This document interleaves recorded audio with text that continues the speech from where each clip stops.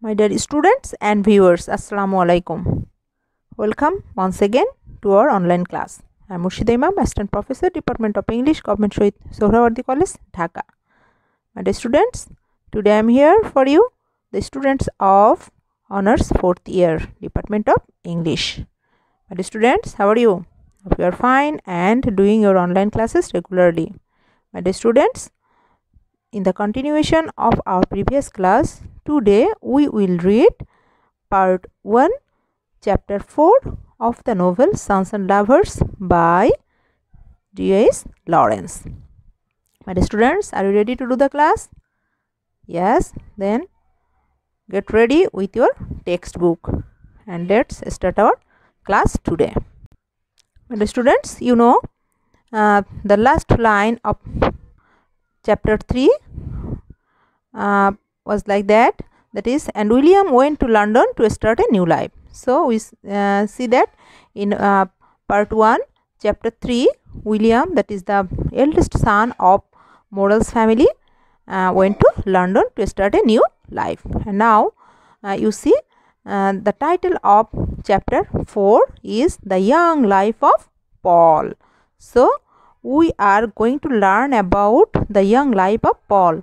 Who is Paul, my dear students? Yes, you know, Paul Morrel is the protagonist of the novel, okay, of the novel Sons and Lovers. And you know, he is the second son of Gertrude Morrel, Walter Morrel and Gertrude Morrel.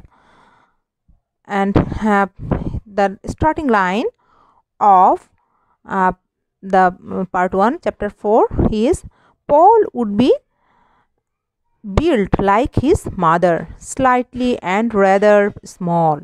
His fair hair went reddish and then dark brown.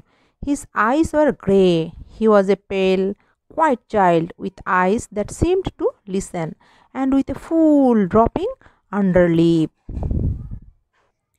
So in the very beginning lines of chapter 4, we find a description of Paul. How did Paul look like? Okay, and if you are asked to say that is how did Paul look like or how was Paul, you have to answer from those lines. Okay, how was he? Yes, fine. His hair fair went reddish, that is dark and then dark brown, and his eyes were grey. He was a pale white child. Okay, what type of child he was? Yeah, what type of child was he? Yes, he was a pale white child with eyes that seemed to listen and with a full dropping underlip. Okay, then go to next lines, that is, as a rule he seemed old for his years. He was so conscious of what other people felt, particularly his mother. When she fretted, he understood and could have no peace. His soul seemed always attentive to her. So here we see from the very beginning, that is at the very beginning of his young life, that is Paul was very much conscious about his mother. Okay, and his soul seemed always attentive to her. So here we find a touch, that is get an idea about the relationship of Paul with his mother. Okay, it's a hint. And here we see as he grew older he became stronger. William was too far removed from him to accept him as a companion. So the smaller boy belonged at first almost entirely to Annie. Okay, who is Annie, my dear students?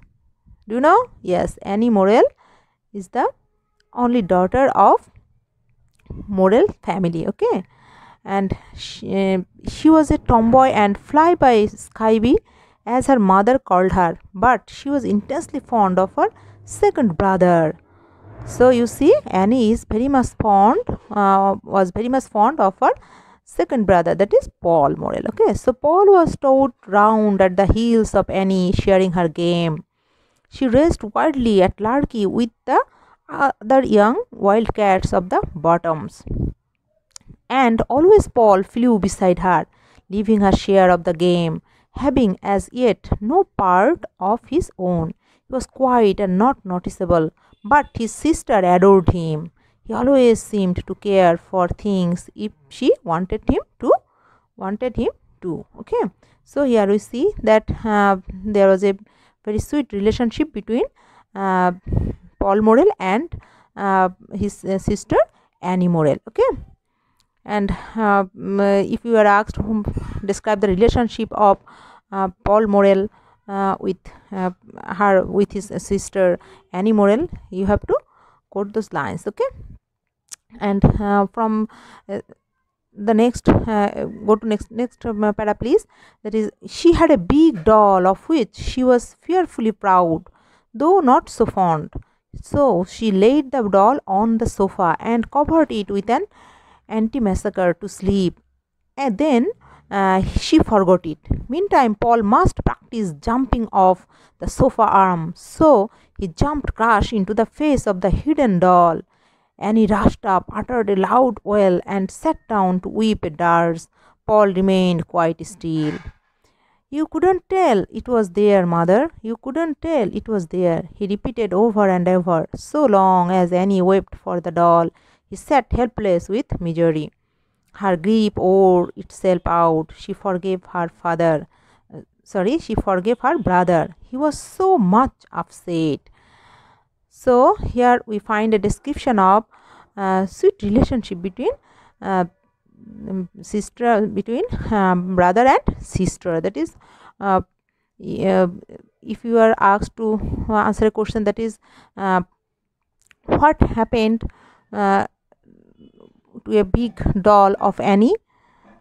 Okay, in this way, or you may asked you may be asked, that is, Paul, how did Paul disturb Annie? Okay, but he didn't want to disturb Annie, but it was a sweet game between sister and brother. Okay, Annie, what did Annie do?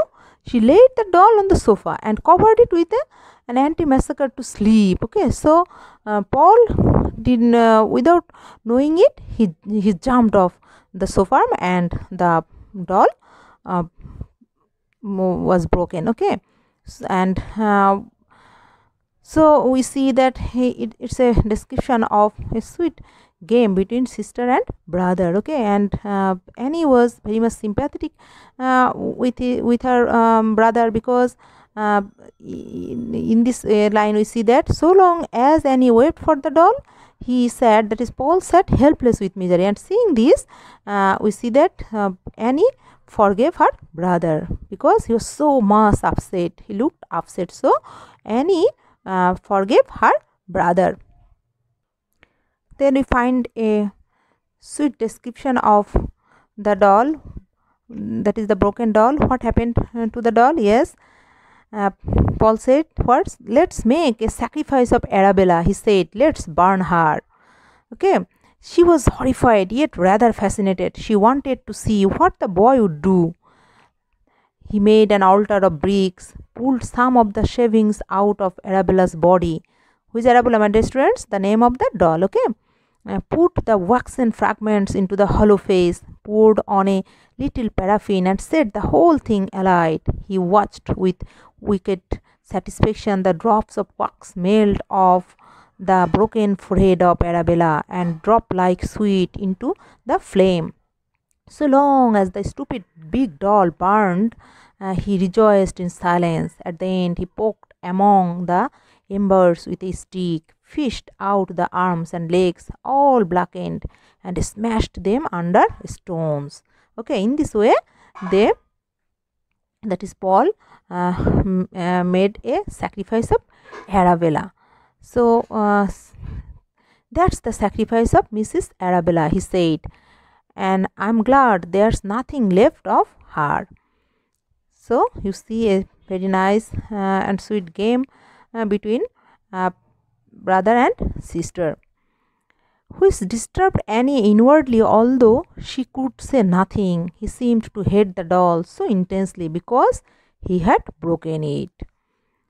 Then my dear students, after this description we will see that now D.H.Lawrence will focus on the relationship of Paul with his father. That is, all the children, but particularly Paul, were peculiarly against their father along with their mother. Morel continued to bully and to drink. He had periods months at a time when he made the whole life of the family a misery. Paul never forgot coming home from the band of hope one Monday evening and finding his mother with her eyes swollen and discolored, his father standing on the hearthrug, feet astride, his head down, and William, just home from work, glaring at his father. There was a silence as the young children entered, but none of the elders looked round. So here we see that among the other children, that is particularly Paul was against his father, okay, and along with her mother. So here William was white to the lips and his fists were clenched. He waited until the children were silent, watching with children's rage and hate. Then he said, "You coward, you dared do it when I was in." But Morel's blood was up. He swung round on his son. William was bigger, but Morel was hard-muscled and mad with fury. "Doesn't," he shouted, "doesn't have much more of thy chill, my young chokery, and I will rattle my fist about thee, yea, and I shall not that dost see." Here we see, my dear students, the dialogue of Walter Morel is written in using colloquial language, okay. So it sometimes seems difficult to you to pronounce it and also to find out the meaning of his dialogue too, okay. Then here we see the conversation between father and his son William, okay, and Morel crouched at the knees and showed his fist in an ugly, almost beast-like fashion. William was white with rage. "Will hear," he said, quiet and intense. "It would be the last time, though." Morel danced a little nearer, couching, drawing back his fist to strike. William put his fists ready. A light came into his blue eyes, almost like a laugh. He watched his father. Another word, and the men would have begun to fight. Paul hoped they would. The three children sat pale on the sofa. So here we see that Paul didn't like the activities or the attitude of his father at all, okay. And here is described the also the relationship of William and his father, okay. And here we see that, "Stop it, both of you," cried Mrs. Morel in a hard voice. "We have had enough for one night, and you," she said, turning on to her husband, "look at your children." Morel glanced at the sofa. So you see that the young life of Paul was not very nice. That is, he was very much jealous, or you may say he hated his father, okay, and he was against his father. Why? Because from his childhood he saw that his father was a drunkard, and he continued to bully and to drink, and he several times he saw that he misbehaved with his mother, okay, whom she loved very much. And my dear students, here is the dialogue between Mr. Morel and Mrs. Morel we see, and here we'll read those lines from those lines. That is, "When William was growing up, the family moved from the bottoms to a house on the brow of the hill, commanding a view of the valley, which spread out like a convex cockle shell or a clump shell before it. In front of the house was a huge old ash tree. The west wind, sweeping from Derbyshire, caught the houses with full force, and the tree shrinked again. Morel liked it. "It's music," he said. "It sends me to sleep." But Paul and Arthur and Annie hated it. To Paul, it became almost a demoniacal noise. The winter of their first year in the new house, their father was very wet. The children played in the street on the brim of the wide, dark valley until 8 o'clock. Then they went to bed. Their mother sat sewing below. Having such a great space in front of the house gave the children a feeling of night, of vastness, and of terror. This terror came in from the shrieking of the tree and the anguish of the home discord. My dear students, here we find a very nice description of nature, and we find here a three-way conflict between body, mind, and environment. Okay, and treatment of nature, that is use of nature, is to be noted here. Then let's start from next line. That is, often Paul would wake up after he had been asleep a long time, aware of thoughts downstairs. Instantly he was wide awake. Then he heard the booming shouts of his father come home nearly drunk. Then the sharp replies of his mother. Then the bang, bang of his father's fist on the table, and the nasty snarling shout as the man's voice got higher. And then the whole was drowned in a piercing medley of shrieks and cries from the great wind-swept ash tree. The children lay silent in suspense, waiting for a lull in the wind to hear what their father was doing. He might hit their mother again. There was a feeling of horror, a kind of bristling in the darkness, and a sense of blood.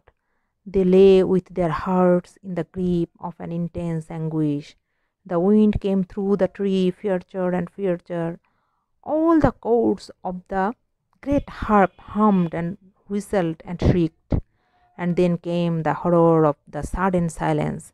Silence everywhere, outside and downstairs. What was it? Was it a silence of blood? What had he done?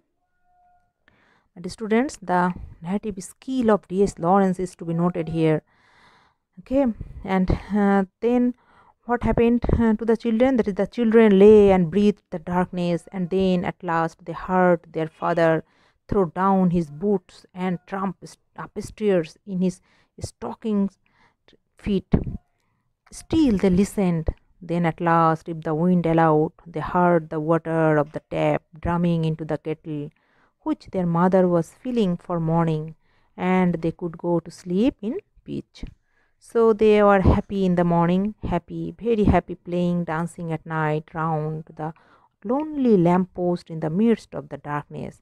But they had one tight place of anxiety in their hearts, one darkness in their eyes, which showed all their lives. So my dear students, here we find a nice description of the Morel family, that is described very artistically. Okay, D.H.Lawrence described very artistically. That is the here a three-way conflict between body, mind, and environment. Okay, and then we'll find that line, that is, Paul hated his father. As a boy, he had a fervent private religion. Make him stop drinking, he prayed every night. So what did Paul pray every night? If you are asked to answer this question, it's a brief question. So what will be the answer, my dear students? Yes, make him stop drinking. Here him means his father. So here we see that Paul, what did Paul pray every night? That is, make him stop drinking, he prayed every night. Lord, let my father die, he prayed very often. Let him not be killed at pit, he prayed when after tea the father did not come home from work. So here we see that a secret love, though he hated his father, he had a secret love for his father. Okay, that is, he is saying, Lord, let my father die, he prayed very often. Let him not be killed at pit. Whenever his father come late home from work, he prayed it. That was another time when the family suffered intensely. The children came from school and had their teas. On the hob, the big black saucepan was simmering. The stew jar was in the oven, ready for Morel's dinner. He was expected at 5 o'clock, but for months he would stop and drink every night on his way from work. In the winter nights, when it was cold and grew dark early, Mrs. Morel would put a brass candlestick on the table, light a tallow candle to save the gas. The children finished their bread and butter, or dripping, and were ready to go out to play. But if Morel had not come, they fettered. The sense of his sitting in all his pit dirt, drinking after a long day's work, not coming home and eating and washing, but sitting, getting drunk on an empty stomach, made Mrs. Morel unable to bear herself. From her, the feeling was transmitted to the other children. She never suffered alone anymore. The children suffered with her. So they had a that sympathy, okay, for his father. Paul went out to play with the rest. Down in the great trough of twilight, teeny clusters of lights burned where the pits were. A few last colliers struggled up the dim field path. The lamplighter came along. No more colliers came. Darkness shut down over the valley. Work was done. It was night. So here we see that the young Paul went to play with his friends, okay, and then it was night, and then Paul ran anxiously into the kitchen. After playing, he came back home, and then what did he do? Paul ran anxiously into the kitchen. The one candle still burned on the table. The big fire glowed red. Mrs. Morel sat alone. On the hob, the saucepan steamed. The dinner plate lay waiting on the table. All the room was full of the sense of waiting for the man who was sitting in his pit dirt, dinnerless, some mile away from home, across the darkness, drinking himself drunk. Paul stood in the doorway. So they wait for their father, okay. They all of the family members were waiting for his father. Has my dad come? He asked. You can see he hasn't, said Mrs. Morel, cross with the futility of the question. Then the boy dawdled about near his mother. They shared the same anxiety. Presently Mrs. Morel went out and strained the potatoes. They're ruined and black, she said, but what do I care? Not many words were spoken. Paul almost hated his mother for suffering because his father did not come home from work. What do you bother yourself for? He said. If he wants to stop and get drunk, why don't you let him? Let him, flashed Mrs. Morel. You may well say let him. She knew that the man who stops on the way home from work is on a quick way to ruining himself and his home. The children were yet young and depended on the breadwinner. William gave her the sense of relief, providing her at last with someone to turn to if Morel failed. But the tense atmosphere of the room on these waiting evenings was the same. The minutes ticked away. At 6 o'clock, still the cloth lay on the table, still the dinner stood waiting, still the same sense of anxiety and expectation in the room. The boy could not stand it any longer. He could not go out and play, so he ran in to Mrs. Inger's next door, but one, for her to talk to him. She had no children. Her husband was good to her, but was in a shop and came home late. So when he saw the lad at the door, she called, "Come in, Paul." So here we find a next door neighbor, that is Mrs. Inger, okay, and she also liked Paul.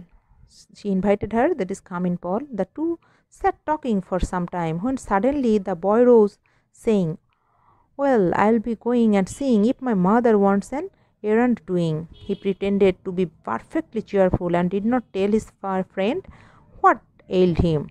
Then he ran indoors. Morel at these times came in churlish and hateful. "This is a nice time to come home," said Mrs. Morel. What's it matter to you? What time I come home?" he shouted. That is, you see the misbehave of Walter Morel. That is, all the family members were waiting eagerly for him, but coming home, what was his reaction? That is, "What's it matter to you? What time I come home?" he shouted. And everybody in the house was still, because he was dangerous. He ate his food in the most brutal manner possible, and when he had done, pushed all the pots in a heap away from him to lay his arms on the table. Then he went to sleep. So after coming home, the misbehave of Walter Morel astonished all. Okay, make them astonished all. That is, and they all the house, everybody in the house was became still. Okay, and quiet, because he was dangerous. And then Paul hated his father so. Here, this line is a repeated line in this chapter. You see, that is, Paul hated his father so. The collier's small mean head, with its black hair slightly soiled with grey, lay on the bare arms, and the face, dirty and inflamed, with a fleshy nose and thin, poultry brows, was turned sideways, asleep with beer and weariness and nasty temper. If anyone entered suddenly, or a noise were made, the man looked up and shouted, "I'll lay my fist about thee yet. I am telling thee, if thou does not stop that clatter, dost hear." So you see the shouting of Walter Morel, and the two last words, shouted in a bullying fashion, usually at Annie, made the family writhe with hate of the man. So you see, all the family members had a hidden love for his father, but his sometimes his behavior made them, that is, so his behavior sometimes made them to hate him. Okay, in this way, D.H.Lawrence described, that is, he was shut out from all family affairs. No one told him anything. The children, alone with their mother, told her all about the day's happenings, everything. Nothing had really taken place in them until it was told to their mother. But as soon as the father came in, everything stopped. He was like the scotch in the smooth, happy machinery of the home, and he was always aware of this fall of silence on his entry, the shutting off of life, the unwelcome. But now it was gone too far to alter. He would dearly have liked the children to talk to him, but they could not. Sometimes Mrs. Morel would say, "You ought to tell your father, Paul." And the students, here will get a fine conversation between Paul and his father. Okay, Paul won a prize in a competition in a child's paper, and everybody was highly jubilant. "Now you would better tell your father when he comes in," said Mrs. Morel. "You know how he carries on and says he has never told anything." "All right," said Paul, but he would almost rather have forfeited the prize than have to tell his father. Then, "I have won a prize in a competition, Dad," he said. So you see that Paul Morel said to his father that he had won a prize in the competition. And Morel turned round to him. "Have you, my boy? What sort of a competition?" "Oh, nothing, about famous women." "And how much is the prize?" "Then, as you have got, it's a book." "Oh, indeed, about birds." "About birds. Okay, and that was all." So you see that conversation was impossible between the father and any other member of the family. He was an outsider. He had denied the God in him. My dear students, mark these lines, please. These lines are very, very important for explanation, or that is you may quote these lines while answering the question that is described or consider or discuss the character of Walter Morel. Okay, that is, he was an outsider, though he was the earning member, that is of his family, the main earning member of his family, the central figure of his family, yet we see that he was an outsider. Okay, he had denied the God in him. The only times when he entered again into the life of his own people was when he worked and was happy at work. Sometimes in the evening he cobbled the boots or mended the kettle or his pit bottle. Then he always wanted several attendants, and the children enjoyed it. They united with him in the work, in the actual doing of something, when he was his real self again. He was a good workman, dexterous, and one who, when he was in a good humor, always sang. So here we find another characteristic of Mr. Morel, that is Walter Morel. That is what is it? When he was in a good humor, what did he do? He always sang. So it may be a brief question for you. Okay, when Walter Morel was in a good humor, what did he do? He always sang. He had whole periods, months, almost years of friction and nasty temper. Then sometimes he was jolly again. It was nice to see him run with a pitch of red hot iron into the scullery and crying, "Out of my road, out of my road." Okay. And then he hammered the soft red glowing stuff on his iron goose and made the shape he wanted. Or he sat absorbed for a moment, soldering. Then the children watched with joy as the metal sank suddenly molten and was chopped about against the nose of the soldering iron. So, my dear students, in this way, in this para, we see the happy working of Mr. Morel. Okay,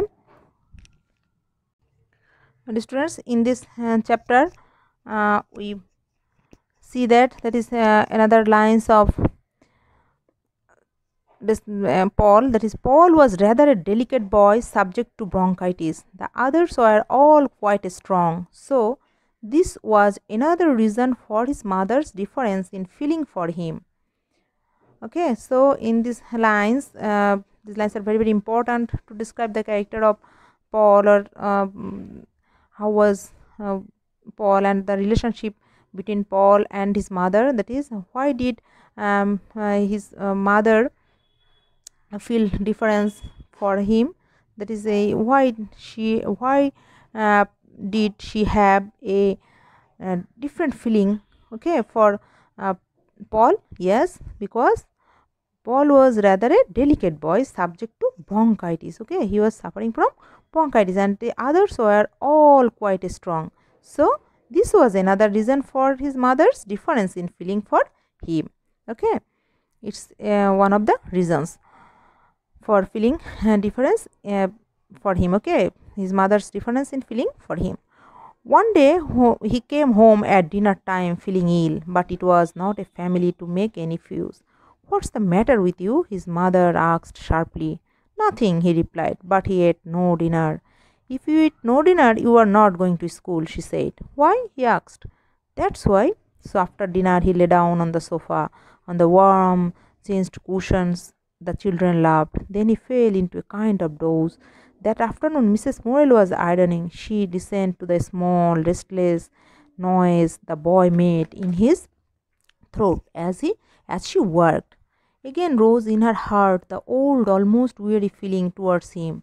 She had never expected him to live, and yet he had a great vitality in his young body. Perhaps it would have been a little relief to her if he had died. She always felt a mixture of anguish in her love for him. So, my dear students, you have to quote those lines also to describe the relationship of Paul and his mother, between Paul and his mother. That is, she always felt a mixture of anguish in her love for him. Okay, and he in his semi-conscious sleep was vaguely aware of the clatter of the iron on the iron stand, of the faint thud on the ironing board. Once roused, he opened his eyes to see his mother standing on the hearthrug with the hot iron near her cheek, listening as it were to the heat. Her still face, with the mouth closed tight from suffering and disillusion and self-denial, and her nose the smallest bit on one side, and her blue eyes, so young, quick, and warm, made his heart contract with love. The students, so that is here Freudian interpretation of relationship between mother and son. Here we find, okay, that is from those lines, that is she made his heart contract with love. Okay, when she was quiet, so she looked brave and rich with life, but as if she had been done out of her rights. Okay, it hurt the boy keenly, this feeling about her that she had never had her life's fulfillment, and his own incapability to make up to her hurt him with a sense of impotence, yet made him patiently tossed inside. It was his childish aim.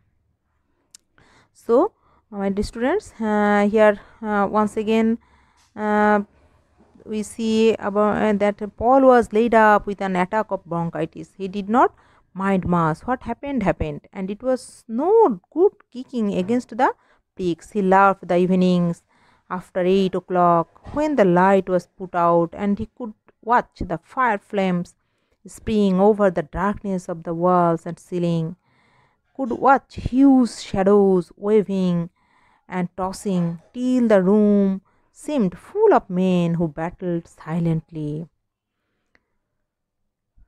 So, my dear students, here we see the relationship between mother and son, and now here another Oedipus complex, that is a Freudian interpretation of relationship between mother and son. We see that Paul loved to sleep with his mother. Sleep is still most perfect in spite of hygienists when it is shared with a beloved. So, my dear students, mark those lines please. That is the Freudian interpretation of the novel. The warmth, the security and peace of soul, the utter comfort from the touch of the other needs the sleep, so that it takes the body and soul completely in its healing. Paul lay against her and slept and got better, whilst she, always a bad sleeper, fell later on into a profound sleep that seemed to give her faith. So, my dear students, here the warm relationship of mother and son. That is, you must have to quote those lines. Okay, if you are asked to answer the question, that is relationship between Paul and his mother, Gertrude Morel, and also the explain the Freudian interpretation of the novel. Okay, the theme of Oedipus complex. From here you have to quote. Okay. And in this chapter, once again, we find a description of the relationship between mother and son. That is, Mrs. Morel's intimacy with her second son was more subtle and fine, perhaps not so passionate as with her eldest, that is William. Okay, it was the rule that Paul should fetch the money on Friday afternoons. The colliers of the 5 pits were paid on Fridays, but not individually. All the earnings of each stall were put down to the chief booty as contractor, and he divided the wages again, either in the public house or in his own home, so that the children could fetch the money. School closed early on Friday afternoons. Each of the Morel children, that is William, then Annie, then Paul, had fetched the money on Friday afternoons until they went themselves to work. Paul used to set off at 3:30 with a little calico bag in his pocket. Down all the paths, women, girls, children and men were seen trooping to the offices. So, my dear students, and these offices were quite handsome, a new red brick building, almost like a mansion, standing in its own grounds at the end of Greenhill Lane. The waiting room was the hall, a long bare room paved with blue brick and having a seat all around against the wall. Here sat the colliers in their pit dirt.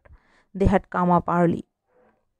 The women and children usually loitered about on the red gravel paths. Paul always examined the grass border and the big grass bank, because in it grew teeny pansies and the teeny forget-me-nots. There was a sound of many voices. The women had on their Sunday hats. The girls chattered loudly. Little dogs ran here and there. The green shrubs were silent all around. And students, here we find a fine description of that is the end of Green Hill Lane. There was a mansion, okay, and these offices were situated there, and here we find a nice description of that. Okay, but students, this chapter, that is chapter 4 of part 1, is very long chapter. You will read yourself at home, okay, and I am mentioning only the remarkable lines, that is notable lines, or you may say some important lines I am reading for you, and you will read the text, that is part chapter 4 of part 1 very minutely and attentively at home, okay. And here the another important events happened in chapter 4 is that William, that is you see in part 3 saw that William went to London, and now we see that in part from chapter 4 William had just gone away to London and his mother missed his money. He went 10 shillings once or twice, but he had many things to pay for at first. His letters came regularly once a week. He wrote a good deal to his mother, telling her all his life, how he made friends and was exchanging lessons with a Frenchman, how he enjoyed London. His mother felt again he was remaining to her just as when he was at home. She wrote to him every week, her direct, rather witty letters. All along, as she cleaned the house, she thought of him. He was in London. He would do well. Almost he was like her knight who wore her favor in the battle. Okay. So once again, in this chapter we also get we get an idea about the relationship of the first boy, that is William, first son William, the relationship of William with his mother Gertrude Morel. And here we see that he was coming at Christmas for 5 days. Okay, William was coming at Christmas for 5 days. There had never been such preparations. Paul and Arthur scoured the land for holly and evergreens. Annie made the pretty paper hoops in the old-fashioned way, and there was unheard of extravagance in the larder. Mrs. Morel made a big and magnificent cake. Then, feeling queenly, she showed Paul how to blanch almonds.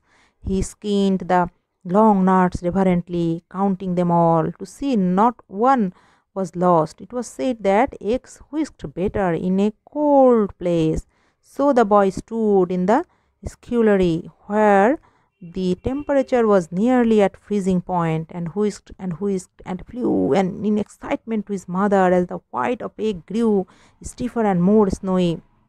Just look, mother, isn't it lovely? And he balanced a bit on his nose and then blew it in the air. So you see, my dear students, here that is everybody in the family of Morel, that is Morel, every family members was every family member was mad with excitement. Okay, why? Because William was coming on Christmas Eve. Okay, Mrs. Morel surveyed her pantry. There was a big plum cake and rice cake, jam tarts, lemon tarts, and mince pies, 2 enormous dishes. She was finishing cooking Spanish tarts and cheesecakes. Everywhere was decorated. The kissing buns of berried holly hung with bright and glittering things spun slowly over Mrs. Morel's head as she trimmed her little tarts in the kitchen. In this way, my dear students, here we see that the preparation of the Morel family on the eve of coming Christmas. That is, and the point is that William was coming for five days, was coming home for 5 days at Christmas. My dear students, now I am reading for you the last three paras of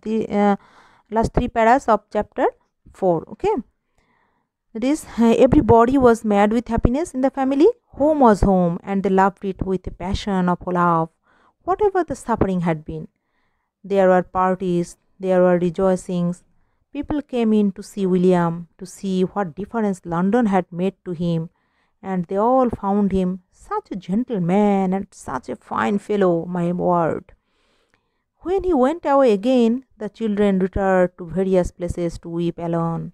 Morel went to bed in misery, and Mrs. Morel felt as if she were numbed by some drug, as if her feelings were paralyzed. She loved him passionately. So once again, you see the theme of Oedipus complex. Okay, the deep relationship with son and mother. This is the first son, William, and his mother, Gertrude Morel. And then the last para of this chapter, that is, he was in the office of a lawyer connected with a large shipping firm, and at the midsummer his chief offered him a trip in the Mediterranean on one of the boats for quite a small cost. Mrs. Morel wrote, "Go, go, my boy, you may never have a chance again, and I should love to think of you cruising there in the Mediterranean, almost better than to have you at home." But William came home for his fortnight's holiday. Not even the Mediterranean, which pulled at all his young man's desire to travel, and at his poor man's wonder at the glamorous south, could take him away when he might come home. That compensated his mother for much. Okay, so here we see love of William for his mother, for his family. And my dear students, that's all about part 1, chapter 4. Okay, chapter 4 of part 1 of the novel Sons and Lovers.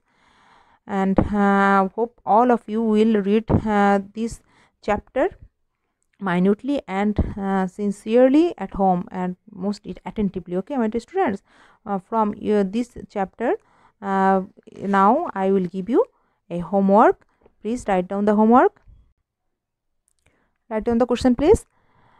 Describe the young life of Paul and his relationship with his family members. Okay, describe the young life of Paul and his relationship with all of his family members, especially his mother. Okay, especially his mother. And it will be a broad question. Okay, it will be a broad question for you. Hope all of you will complete your writing. All of you will do your homework. Okay, but the students, now that's all for today. See you again in our next class with chapter 5, part 1. Okay, part 1, chapter 5 of the novel Sons and Lovers. Till then, goodbye. Allah Hafiz.